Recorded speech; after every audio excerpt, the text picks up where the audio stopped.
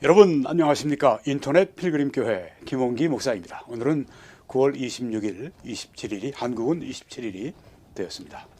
네, 제가 약간 감기가 들어서 좀 훌쩍거려도 여러분이 이해해 주시기 바랍니다.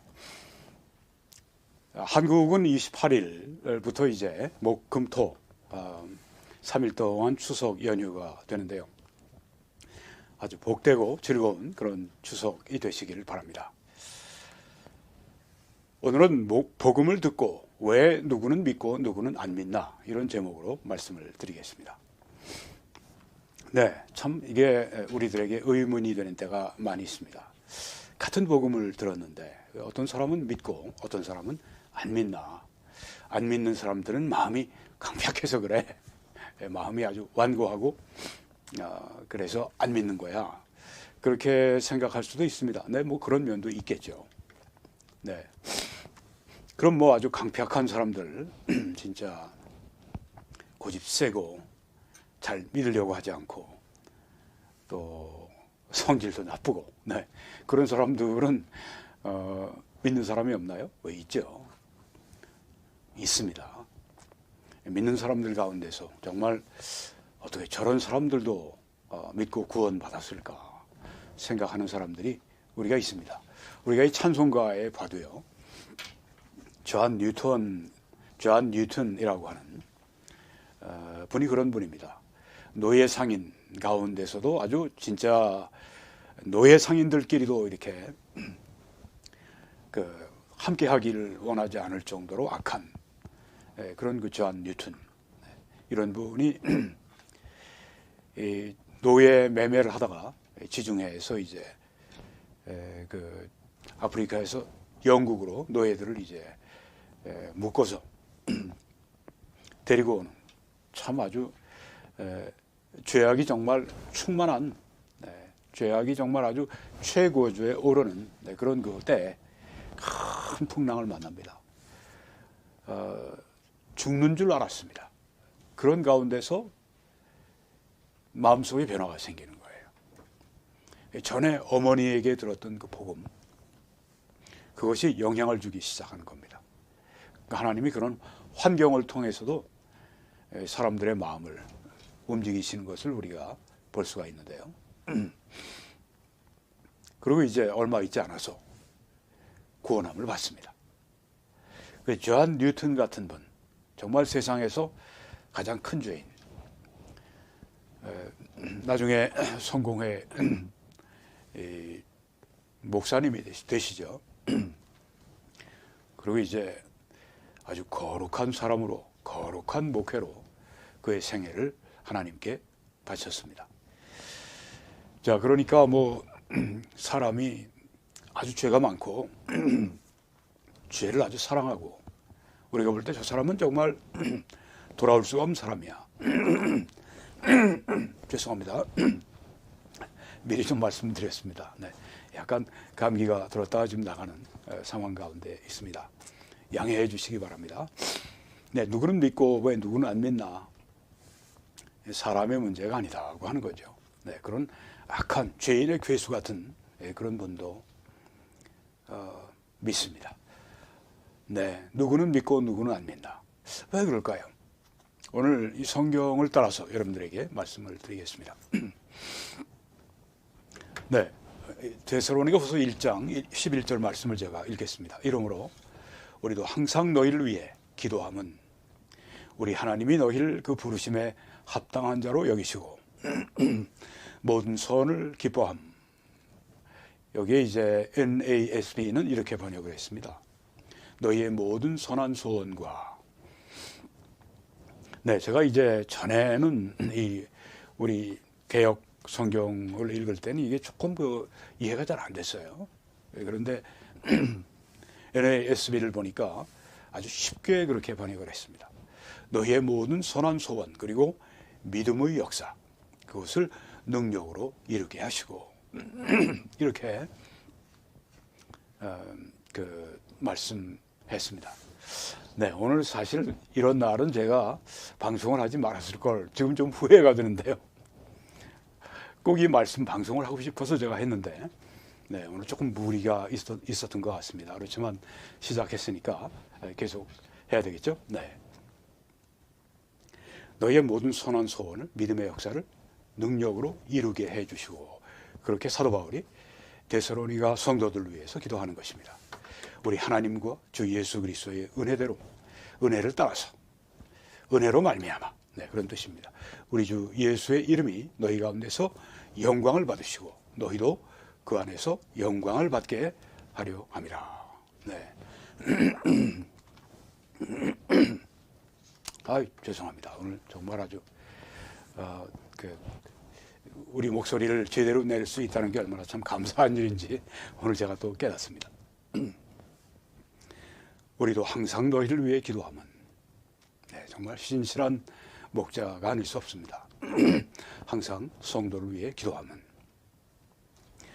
여기는 이제 데살로니가 성도들의 영적인 성장을 위한 그런 기도를 말하고 있습니다. 우리 하나님이 너희를 그 부르심에 합당한 자로 여기시고, 네, 여기 부르심은 구원으로의 부르심입니다. 이걸 특별한 부르심이라고 신학자들이 말하기도 합니다. 또 내적인 부르심이라 그렇게 말하기도 합니다. 또 효과적인 부르심이다 그렇게 말하기도 합니다. 하나님이 너희를 그 부르심에 합당한 자로 여기신다. 구원으로 부르시는 특별한 내적인 효과적인 부르심. 네, 우리가 이 효과적인 부르심을 이 로마서 8장 29절 30절에서 볼 수 있는데요. 하나님이 미리 아신 자들을 또한 그 아들의 형상을 담도록 미리 정하셨다. 여기 미리 아시다, 미리 정하시다는 것은 같은 것입니다. 그랜빌 셰프의 법칙이라고 하는 히브리어 문법이 있습니다.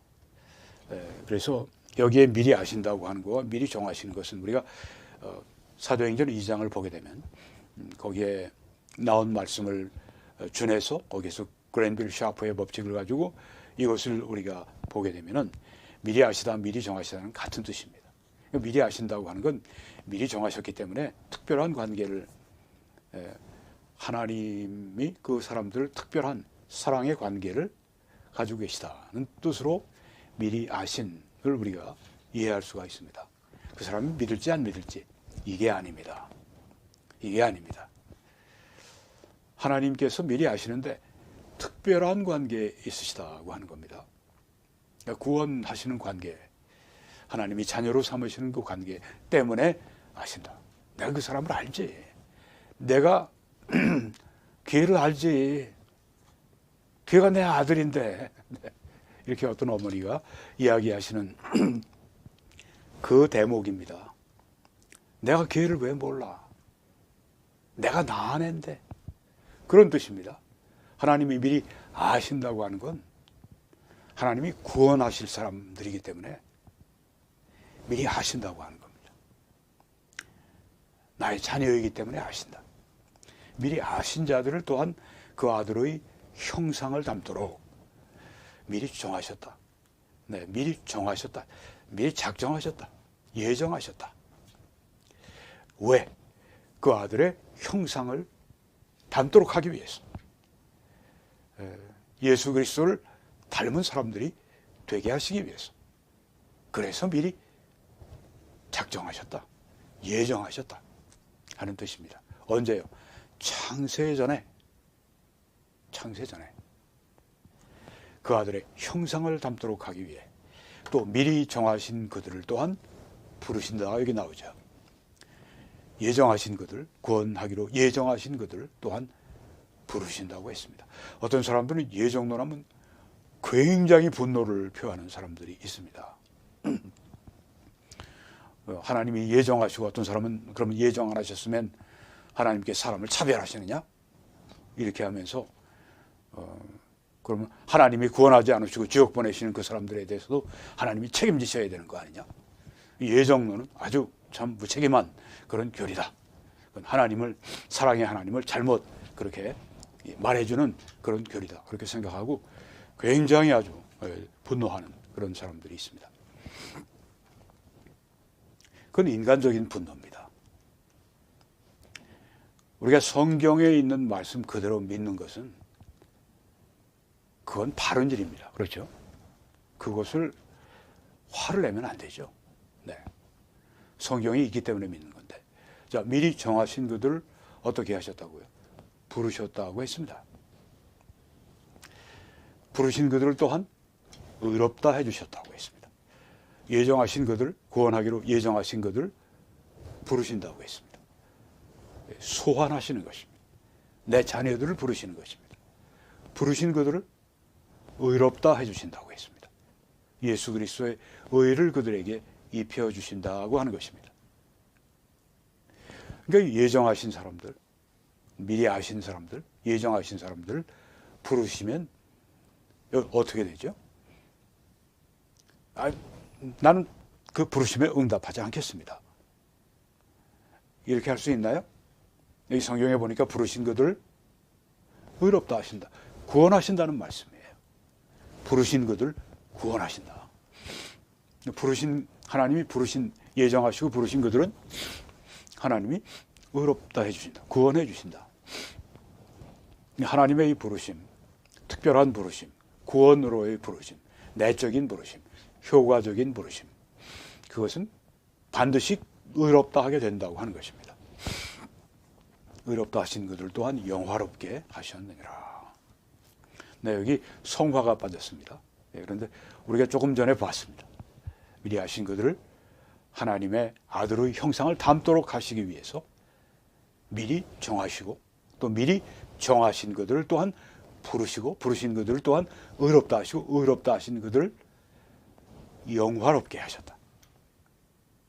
이 구원의 그 황금 사슬이라고 이렇게 어떤 분들이 이제 아주 멋지게 이름을 붙였습니다. 네, 이 사슬이에요. 미리 하신 것들, 특별한 관계라고 하는 구원하신 하나님과 자녀의 관계에 있는 것들을 아시고, 네. 내가 알지. 내가 난 자식인데 내가 몰라. 미리 아신 것들을 또한 미리 정하셨다고 했습니다. 미리 정하시고 그 다음에 미리 정하시고 부르신다고 했습니다.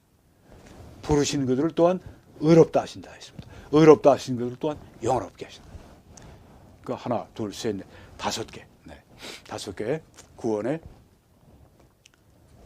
금사슬, 골든 사슬이다. 골든 체인이다. 네. 여기에서 부르심을 우리가 지금 보고 있는 겁니다. 부르신다고 할 때 이 부르심을 말합니다. 의롭다 하시는 그 부르심, 영화롭게 하신다고 하는 그 부르심, 이 부르심을 여기에 오늘 우리가 보고 있는 것입니다. 자, 이 부르심의 목적에 대해서 어디로 그러면 우리를 부르시는가? 어둠에서 그의 놀라운 빛으로 부르십니다.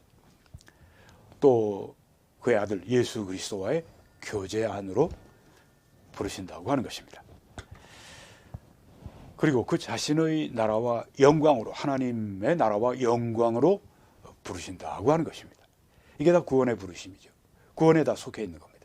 예수 그리스도에게 속하도록 부르신다고 하는 것입니다. 네.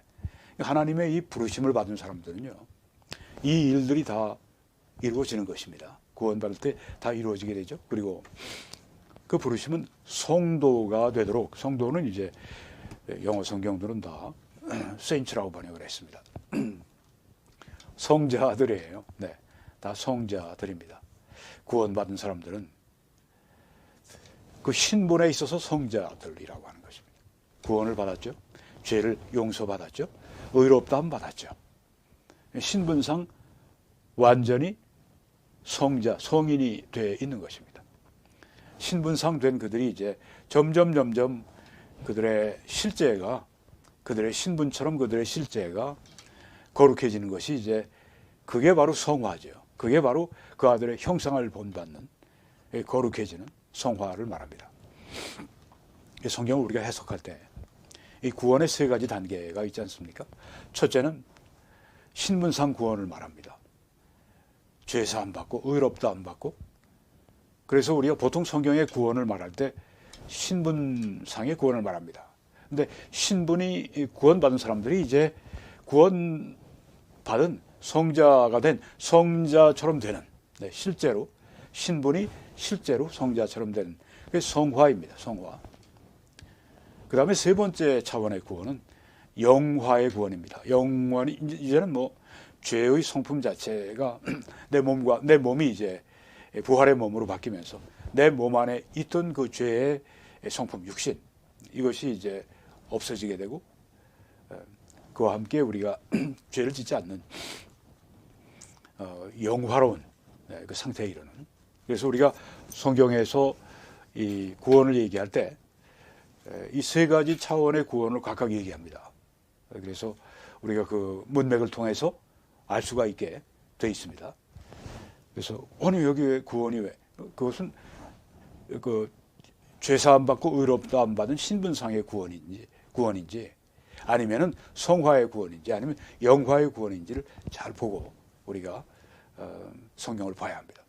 그래서 뭐 빌립보서 2장 13절 같은데, 그러므로 너희가 두렵고 떨림으로 너희 구원을 이루라고 하는 그 말씀은 신분상의 구원이 아니죠. 그 완전히 예수님이 십자가 위에서 홀로 다 이루신 일을 우리가 또 그것도 믿을 수 있도록 감동해 주셔서 믿음으로 말미암아 구원을 받는 것이니까 거기엔 우리의 할 일이나 우리의 책임이나 우리의 공로나 이런 게 전혀 없습니다. 그렇지만 이제 이루라고 말씀했을 때 그것은 성화의 구원을 말하는 것이죠. 우리의 책임이 있습니다. 우리의 할 일이 있습니다. 네, 우리의 사명이 있습니다. 너희는 죄에 대해서는 죽은 자요. 그러니까 죄의 통치에 대해서는 죽은 자요. 의에 대해서는 산 자로, 하나님께 대해서는 산 자로 여길지어다. 로마서 6장 13절에 있는 그 말씀이죠. 11절에 있는 말씀이죠. 그리고 너희 몸을 하나님이 기뻐하시는 거룩한 산제사로 드리라. 네, 이런 말씀들은 우리의 거기에는 여기고 뭐 드리고 이런 책임이 있죠. 네, 그래서 두렵고 떨림으로 너희 구원을 이루라고 말씀했을 때 그 구원은 성화의 구원을 말하고 있다 하는 것을 알아야 됩니다. 그 구원을 잘 모르는 분들은 이제 그런 걸, 특별히 카톨릭 신자들이 이제 그런 걸 가지고 와서 이야기를 합니다. 그건 여러분들이 그건 성화의 구원을 말하는 겁니다. 그거는 죄사함과 의롭다함의 구원이 아니라 그것은 우리가 죄사함 받고 의롭다함 받은 그 사람들이 이제 거룩함에 이르는, 실제적인 거룩함에 이르는, 그래서 두렵고 떨림으로 너희 구원을 이루라. 성화에 있어서 물론 그것도 하나님이 하셔야죠. 성령이 하셔야죠. 성령의 열매는 사랑, 희락, 화평, 오래 참음, 자비, 양선, 충성, 온유, 절제. 이 아름다운 이 성품의 인격의 열매가 다 성령의 열매라고 했습니다. 그런데 우리는 성령이 우리 안에 열매 맺으실 수 있도록 여기고 드리고, 네, 이런 우리의 책임, 또 의지하고 성령을 따라 행하고 이런 우리의 책임을 다하는, 그래서 두렵고 떨림으로 너희 구원을 이루라. 그 말씀이 바로 그것이죠. 네, 다시 돌아가서 부르시는데 성도가 되도록 부르십니다. 또한 평강의 영역으로, 평강의 세계로, 평강의 삶으로 우리를 부르시는 것입니다. 아무것도 염려하지 말라고 하지 않았습니까? 오직 모든 일에 기도와 간구로 너희 구할 것을 감사함으로 하나님께 아뢰라. 그러면 모든 지각에 뛰어난 하나님의 평강이 그리스도 예수 안에서 너희 마음과 생각을 지키신다고 하지 않았습니까? 평강으로 부르셨다. 그리고 자유를 누리도록 부르셨습니다. 그리스도께서 너희를 자유케 하셨으니 그러므로 다시는 종의 멍에를 매지 말라. 네, 이 말씀입니다. 자유를 주셨으니 그리스도 안에 자유를 누리도록 부르셨습니다. 그리스도 안에 자유를 누리지 못하도록 하는 그런 여러 가지 잘못된 것들이 참 많습니다. 제가 지방교회에 대해 말씀드렸죠. 그 시스템으로, 그 제도로, 이단교리 같은 그런 거로 그냥 꽉 묶어놔가지고선 그냥 뭐 진짜 거기 있다간 사람이 정신적으로 진짜 어떻게 크게 정말 우울증에 빠지는 건 말할 것도 없고 자살 충동을 느낄 정도로까지 그렇게 만들어가니 그게 그리스도 안의 자유입니까? 꽁꽁 묶는 거죠. 우린 그리스도 안에 자유를 누리도록 부름을 받은 것입니다. 아주 핵심적인 것들은 우리가 그건 뭐 우리 어떤 선택권이 없어요. 예를 들면 뭐 예수님의 십자가의 속죄, 뭐 믿어도 좋고 안 믿어도 좋고 뭐 반만 믿어도 좋고 이런 게 아닙니다. 그건 믿을 수밖에 없는 거예요. 네. 그건 뭐 거기에 뭐 우리의 어떤 그 자유가 없습니다. 여기는 그냥 믿는 거예요. 그렇지만 우리가 어떤 것들은 좀 이렇게 다른 해석을 할 수도 있습니다. 네. 뭐 종말론도 이제 거기 그런 것 가운데 하나고요. 자유를 누리도록 해줘야죠. 네. 뭐 애들이 이제 뭐 같은 어머니에게서는 안 돼도 불구하고 얘는 이렇게 하는 걸 좋아하고 쟤는 저렇게 하는 걸 좋아하고 뭐 제 재능은 저렇고 제 재능은 저렇고 다들 뭐 자기 어떤 그 영역에서 이렇게 살 때 자유롭게 살고 그렇게 아주 열심히 살고 그러는데 꽉 묶어놓을 필요가 없잖아요. 그런 건 자유를 누리도록 해야죠. 신앙적으로도 그렇습니다. 네, 자유를 누리도록 그리고 소망으로 부르셨습니다. 하나님의 부르심은 바로 이런 의미가 있는 것입니다. 거룩함으로 부르셨습니다. 그리고 고난을 참는 것, 네, 그것도 부르셨습니다. 경건하게 살고자 하는 사람들은 고난을 받는다고 했습니다. 고난을 받는 것은 하나님의 뜻입니다. 그리고 그 고난을 참고 우리가 나아가는 것도 하나님의 뜻이고 그것 때문에 우리를 부르셨습니다. 고난 때문에 우리가 정말 고난 받을 때는 정말 힘들죠. 네. 어떤 데는 죽고 싶은 그 고난을 우리가 당할 때도 있습니다. 그렇지만 그것으로 말미암아서 우리가 또 온전해지게 만드시는 또 합력해 선을 이루게 하시는 하나님의 역사가 있기 때문에 고난을 참는 것, 네. 이것도 참 큰 신앙의 덕목에 속하는 것이죠. 그리고 영생으로 부르셨습니다. 영생으로 부르셨습니다. 이 부르심의 성격은 어떨까요? 이건 온 우주의 왕, 주권자께서 부르시는 그 왕이 소환하는 것입니다. 왕이 소환하면 그때는 다 가야죠. 안 가면 반역이죠. 네. 왕이 소환하면 다 가게 되어 있습니다. 하나님께서 부르시는 겁니다. 하나님이 역사하시는 겁니다. 그러니까 사람의 반응이 보장이 되는 거죠. 사람이 반응할 수밖에 없어요. 우주의 왕이 부르실 때 미리 정하신 것을 부르시고, 네, 그때 사람들은 반응하게 됩니다. 그러니까 하나님이 부르실 때 그건 효과적인 부르심이다. 그렇게 얘기하는 것입니다. 거역할 수 없는 부르심이 된다고 하는 것입니다. 강제로 하시는 건 아니에요. 왜? 믿음이라는 게 강제로 안 되잖아요. 믿고 싶어야 되는 거죠. 믿고 싶어야 믿는 거죠. 그런데 그 믿고 싶은 마음이 들도록 그렇게 역사하시는 게 하나님의 효과적인 부르심이다. 그래서 어떤 분들은 그렇게 얘기도 합니다. 저항할 수 없는 은혜다. Irresistible grace라고 그렇게 표현도 합니다. 네. 저항할 수 없는 은혜다. 강제라는 뜻이 아니에요. 하나님의 그 감동으로 말미암아 그 믿음을 주시는 그 하나님의 감동이 저항할 수 없다는 거죠. 네. 그런 의미에서 강제가 아닙니다. 그냥 그 하나님의 그 사랑으로 감동하시니까 안 갈 수가 없는 거예요. 사랑의 힘 앞에 그냥 녹아지는 것을 Irresistible grace라고 그렇게 표현을 하기도 합니다. 신학자들이요. 저항할 수 없는 은혜다. 네. 그러니까 그렇게 부르시는 거예요. 꼭 믿도록 그렇게 부르시는 겁니다. 아까 처음에 시작할 때 그 존 뉴턴의 예가 그렇죠. 정말 인간적으로는 뭐 소망이 없는 사람입니다. 그런 사람이지만 하나님이 부르시니까 오잖아요. 와서 그 죄인 중에 죄인이 진짜 뛰어난 거룩한 사람으로 바뀌지 않습니까? 베드로를 보십시오.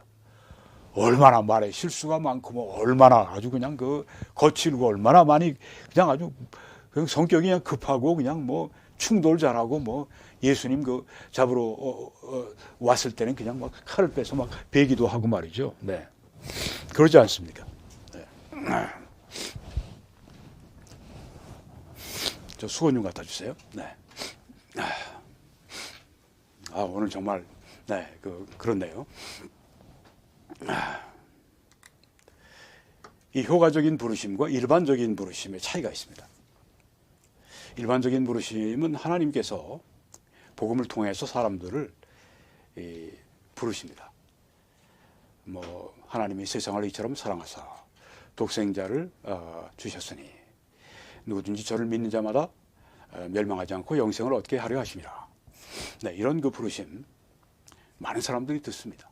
그런데 다 믿지 않습니다. 근데 그중에 믿는 사람들이 있습니다. 이 사람들은 효과적인 부르심으로 그렇게 부르신다고 하는 것입니다. 네, 일반적인 부르심. 네, 이것은 모든 사람들이, 복음을 듣는 모든 사람들에게 그렇게 주어지는 그런 부르심입니다. 네, 그렇지만 효과적인 부르심은 선택함을 입은 그 사람들에게만 효과적인 부르심이 임한다고 하는 것입니다. 네. 자, 그러면 이 효과적인 부르심에 있어서 여기를 좀 주십시오. 네.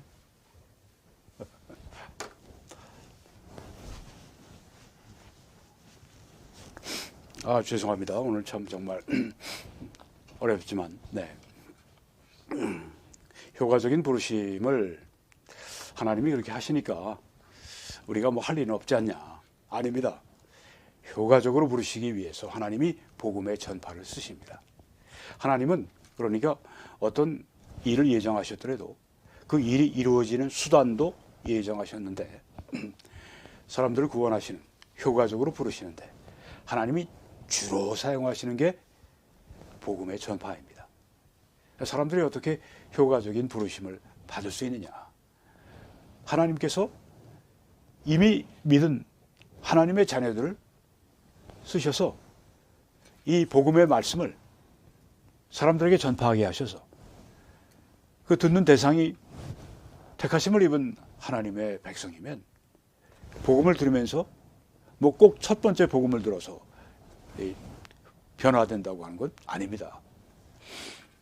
어떤 데는 여러 번 들어야 될 때도 있고요. 어떤 사람은 들었다가 오래 지난 후에 또 들었을 때 그때 이제 반응하는 사람도 있고 뭐 제각각입니다. 그렇지만 우리가 복음을 전파할 때는 내가 이 복음을 전하는 사람들 가운데 하나님이 택하신 사람들이 있다. 그 사람들은 또 하나님이 나를 통해 이 복음을 전하는 이것을 하나님이 쓰셔서 그 사람을 구원하시기로 하나님이 기뻐하시면 그 사람은 반드시 구원받는다. 그 효과적인 부르심을 받는다. 우리는 그래서 성령의 충만함을 구하고 또 바른 복음의 말씀을 그들에게 기회가 있을 때 전하는 것이죠. 그때 효과적인 부르심이 나타나는 것입니다. 하나님이 효과적으로 부르시는데 우리는 뭐 아무것도 할 일 없다? 그건 전혀 성경을 잘못 알고 있는 것입니다. 효과적인 부르심을 하나님은 복음의 전파를 통해서 하신다고 하는 것입니다. 여기에 보면은 이를 위해 우리의 복음으로 너희를 부르사 우리 주 예수 그리스도의 영광을 얻게 하려 하심이라 말씀했습니다. 복음으로 어떻게 해요? 부르신다고 했습니다. 누구의 복음으로? 우리의 복음으로. 사도 바울이 가서 그렇게 선교여행에서 열심히 복음을 전하는 것은 그 복음을 그렇게 전하는 것을 통해서 하나님이 사람들을 부르시는 효과적인 부르심이 나타나는 그 통로이기 때문에 그런 것입니다. 그러니까 우리는 기회가 있는 대로, 기회를 얻는 대로, 혹은 뭐 그러니까 그 너희들이 기회가 있는 때, 혹은 심지어 없는 때에도 언제든지 뭐 억지로라고 하는 뜻은 아닙니다. 우리가 볼 때 기회인데 기회인지도 모르고 우리가 그냥 무심코 지나가는 경우가 많이 있다고 보여집니다. 그러니까 복음을 잘 전하는 사람들 항상 이렇게 깨어서 복음을 많이 전합니다. 많은 사람들이. 우리도 복음을 많은 사람들에게 전하는 그런 구령자들이 되기를 바랍니다. 복음으로 너희를 부르신다고 했습니다. 복음으로 부르신다. 저도 어떤 전도자가 전하는 그 말씀 때문에 하나님의 부르심을 받았습니다. 아마 대부분 그러실 겁니다. 복음으로 부르신다. 우리가 그 하나님이 효과적으로 사람들을 구원하시기 위해 부르시는데 하나님의 그 부르심의 그 수단과 통로가 되기 위해서 우리는 이 복음을 사람들에게 제시해야 된다고 하는 것입니다. 하나님께서 이 일을 매우 기뻐하십니다. 그래서 일은 한 마리의 양을 찾기 위해 99마리 양을 놔두고 그 비바람치는 밖으로 나가서 한 마리의 양을 데려오는 그 목자의 심정을 얘기하시면서 하나님께서 얼마나 이런 양들을 구원하시는 그 일을 기뻐하시는지를 보여주신 것입니다. 네, 그래서 우리는 이 효과적인 부르심, 하나님의 그 부르심을 그 사람들이 입을 수 있도록 우리가 할 일이 바로 그들에게 복음을 전파하는 것이다. 우리의 복음으로 너희를 부르셨다. 네, 복음을 우리가 많이 전할수록 그만큼 하나님의 부르실 수 있는 이런 기회가 많아지는 거죠. 그래서 성경에는 그런즉 그들이 믿지 아니하는 일을 어찌 부르리요, 듣지도 못한 일을 어찌 믿으리요, 전파하는 자가 없이 어찌 들으리요, 이렇게 말씀했습니다. 네, 믿지 아니하는 분을 어떻게 부르겠느냐, 듣지도 못한 그 분을 어찌 믿겠느냐, 전파하는 자가 없는데 어찌 듣겠느냐. 네, 여기에 그래서 제가 하이라이트를 했습니다. 밑에서부터 보십시오. 전파하는 자가 있으니까 듣게 됩니다. 듣게 되니까 믿는 것입니다. 네, 믿는, 부르심을 받는. 여기에 지금 시작은 전파였죠. 네, 전파해서 그들이 듣고 믿는. 하나님의 부르심은 이렇게 우리의 복음 전파를 통해서 오게 됩니다. 때로 어머니를 통해서, 아버지를 통해서 올 수도 있어요. 혹은 자녀를 통해서 부모에게 될 수도 있습니다. 친구를 통해서, 혹은 친지를 통해서, 혹은 전에 모르는 사이인데, 혹은 문화권을 바꿔서 선교사님들이 한국에서 아프리카로, 전에는 미국에서 우리 한국으로 와서 복음을 전파함으로 말미암아 하나님의 효과적으로 사람들을 부르신다고 하는 겁니다. 이 일은 영광스러운 일입니다. 하나님이 부르시는 그 일은 영광스러운, 그 일을 위해 쓰여지는 사람들은 영광스러운 일입니다. 복음을 전파합시다. 효과적인 부르심이 있다고 해서 하나님만 하신, 하나님의 하나님 편의 일만이 아닙니다. 사람이 자발적으로 또 반응을 해야 합니다. 영접하는 자, 곧 그 이름을 믿는 자들에게는 하나님의 자녀가 되는 권세를 주신다고 했습니다. 하나님이 효과적으로 부르시지만 사람들은 또한 믿어야 합니다. 그래서 우리는 사람들에게 믿으라고 말을 하는 것입니다. 그래서 우리는 이 효과적인 부르심을 위해서 기도해야 되는 것이죠. 전도할 때 가장 많이 해야 될 게 뭐냐? 기도하는 일입니다. 하나님, 효과적으로 사람들을 불러주십시오. 왜? 부르시는 것은 하나님의 일입니다. 우리는 겉으로 이 말씀을 그들에게 줍니다. 그들이 귀에 들을 수 있도록 우리가 이 부르심을 여기에 예를 들면 아들을 영접하는 자, 곧 그 이름을 믿는 자들에게는 하나님의 자녀가 되는 권세를 주셨다. 그 말씀을 우리가 전해줄 때 그 초청을 받는 것입니다. 부르심을 받는 것입니다. 그렇지만 그들 마음 안에서 그 부르심, 효과적으로 그들을 부르시는 것은 순전히 성령의 역사입니다. 그래서 우리가 복음을 전하기 위해서 하나님 효과적으로 사람들을 불러주십시오. 가장 뛰어난 전도자는 누구냐? 바로 이런 사람입니다. 하나님 효과적으로 제 이 복음 전파를 통해 사람들을 불러주십시오. 효과적인 부르심은 하나님만이 하실 수 있습니다. 그러므로 하나님, 저를 그냥 수단으로 쓰셔서, 목소리로 쓰셔서 효과적으로 사람들을 불러주십시오. 이렇게 해야 된다고 하는 것입니다. 그래서 나를 보내신 아버지께서 이끌지 아니하시면 아무도 내게 올 수 없다. 예수님이. 네. 아버지께서 이끌어 주셔야 예수님께로 올 수 있다고 하는 것입니다. 여기 사도 바울이 강가에서 전도할 때 루디아라 하는 한 여자가 그 사도 바울의 전도하는 말을 듣고 있을 때 주께서 그 마음을 열어서 바울의 말에 따르게 하셨다고 했습니다. 우리가 복음을 전파합니다. 그런데 그 마음을 열어주시는 분은 누구십니까? 주님께서 열어주십니다. 우리가 최선의 이해를 쓰지만, 그리고 가장 아름다운 말을 하고 가장 설득력 있는 말을 하고 저 사람의 마음을 열지 않습니다. 그런데 단순한 말을 했는데도 주님께서 그 마음을 열어주시면 그 사람 마음이 열리고 구원받게 되는 것입니다. 그래서 우리는 복음 전파에서 가장 중요한 것은 하나님 효과적으로 불러주십시오 하는 기도의 사람입니다. 좋은 전도자는 기도하는 사람입니다. 그래서 그리고 또한 말씀의 씨앗을 자꾸만 뿌리는 그런 사람입니다. 이 효과적인 부르심이 말씀을 통해서 주어지는데 복음을 듣지 못한 사람들이 있습니다. 웨스트민스터 신조 10장 3조에 잘 설명을 했습니다. 이 유아시에 죽은 아이들이 있습니다. 뭐 유아 때니까 뭐 복음을 전해줄 수도 없어요. 그런데 이 아이가 죽었어요. 네. 그러면 지옥 갑니까? 유아시에 죽은 택하심을 입은 유아들은 유아들이 이제 택하심을 입은 아이 유아들이 죽었어요. 그들은 어떻게 되는가?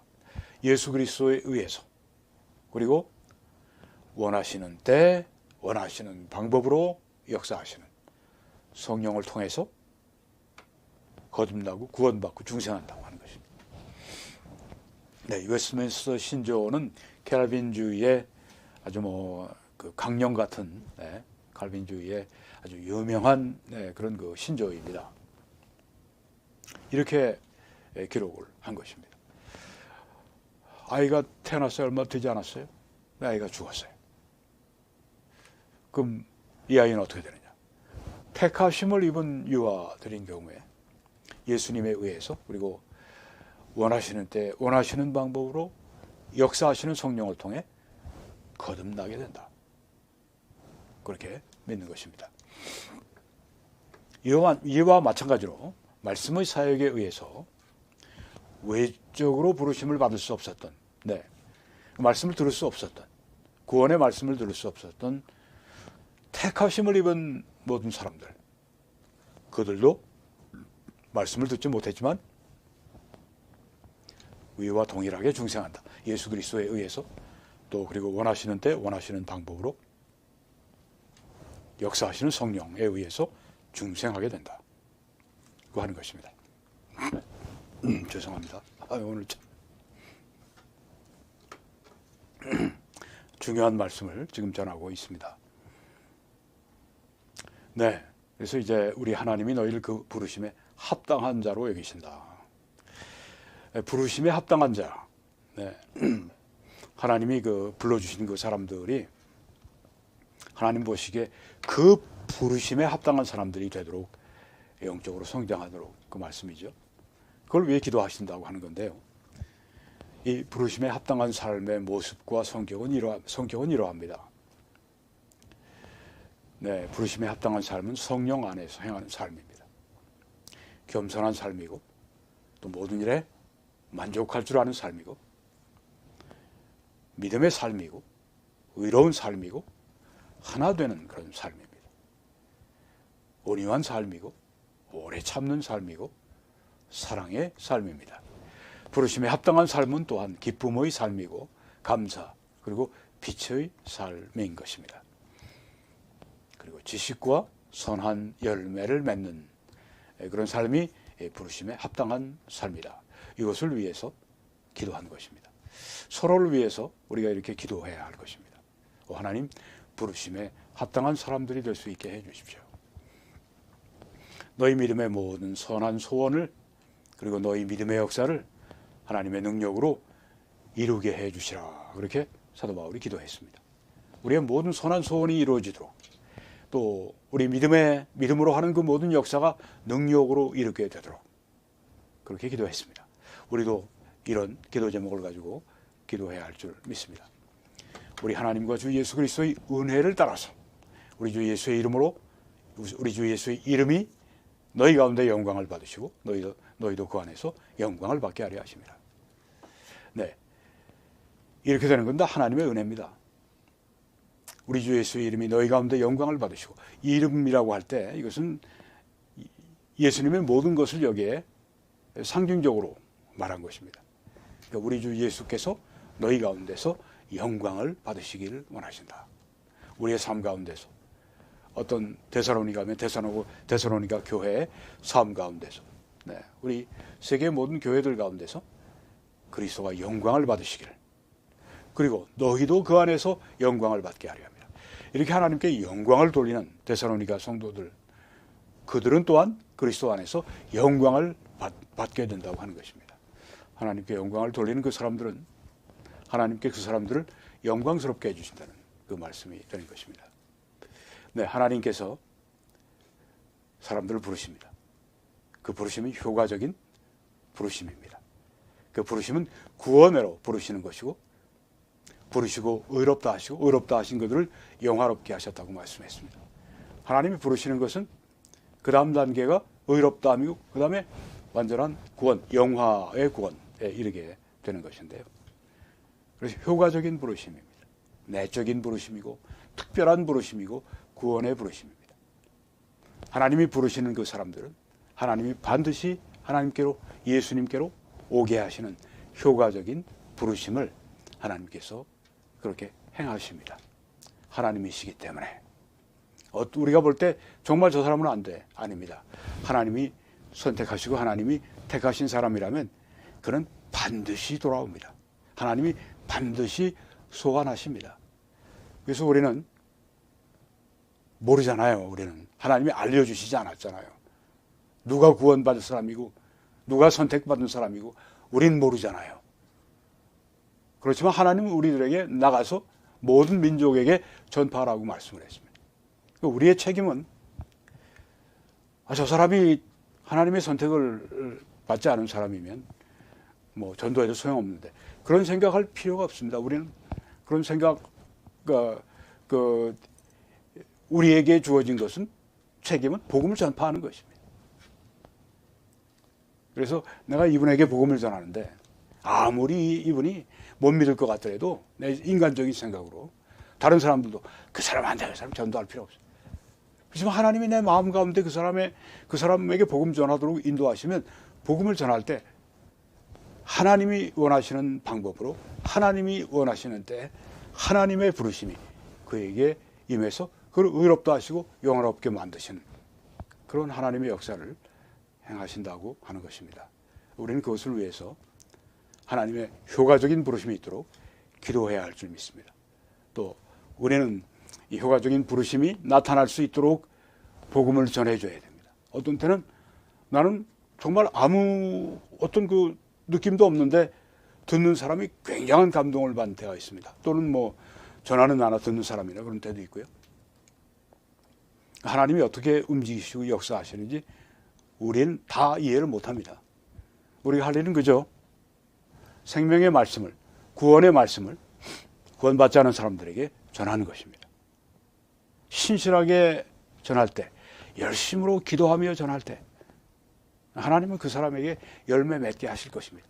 그 복음을 전하는 자체가 하나님의 뜻이니까 그 하나님의 뜻을 순종하는 그 사람들에게. 여러분, 이번 추석 때 한국에서 여러 친지들도 만나고 또 뭐 가족도 또 만나고 복음 전하는 기회로 여러분이 삼으시기 바랍니다. 이 사역을 위해 함께 기도와 전파와 헌금으로 같이 해주셔서 오늘 이 사역이 또 여러분 앞에서 함께 이렇게 이루어지고 있습니다. 여러분이 함께 하신 일입니다. 감사를 드리고 또 하나님의 축복이 여러분들과 함께 하실 줄 저는 확신합니다. 또 함께 많은 분들이 동참해 주시기 바라고요. 하나님은 즐겨 드리는 여러분과 저를 사랑하십니다. 하나님은 이 모든 은혜를 그들에게 넘치게 하셔서 모든 일에 항상 모든 것이 넉넉해 모든 착한 일을 넘치게 하게 하신 하나님이십니다. 이 놀라우신 은혜가 우리 가운데 충만하게 그리고 또 충만하게 넘치게 임하셔 주실 줄 믿고 또한 기도합니다. 한국에서는 이 정보를 통해서, 미국에서는 이 정보를 통해서 함께 하나님의 일을 감당해 주시기 바랍니다. 네, 추석에 아주 복되고 즐거운 추석 여러분들이 가지시고요. 하나님의 놀라우신 은혜가 한 분 한 분 위에 넘치시는, 우리 주 예수 그리스도의 이름으로 넘치시는 역사가 있기를 간절히 축원합니다.